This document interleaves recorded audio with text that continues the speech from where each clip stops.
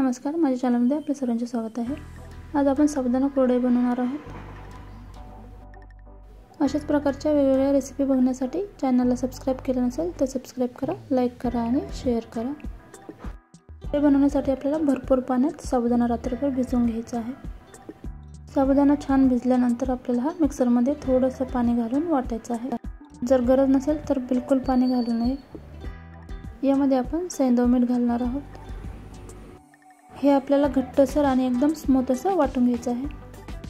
आपलं बॅटर तयार आहे। आता आपण याची कुरडई बनवून घेऊ। कुरडई बनवण्यासाठी मी इथे कुरडई बनवण्याची मशीन घेतलेली आहे।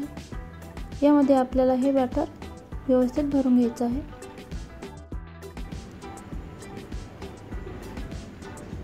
यापासून आपल्याला पाहिजे तशी छोटी किंवा मोठी आपण कुरडई बनवून घेऊ शकतो।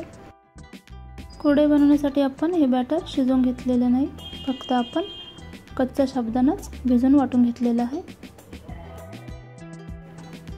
अशा प्रकारे आपण आपल्याला पाहिजे तशी छोटी किंवा मोठी जशी पाहिजे तशी कुरडई बनवून घ्यायची आहे।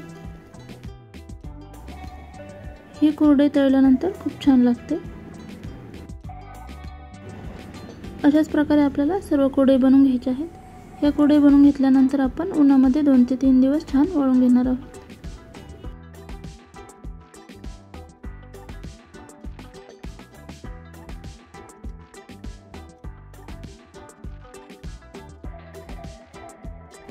या कुरडई बनवून घेतल्यानंतर कमीत कमी 1 वर्ष आणि त्यापेक्षा जास्त देखील टिकू शकतात। आपल्या कुरडई छान वाळलेल्या आहेत।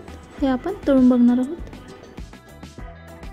मी इथे कढईमध्ये तेल गरम करण्यासाठी ठेवलेलं आहे। यामध्ये आपल्याला कुरडई तळून घ्यायची आहे।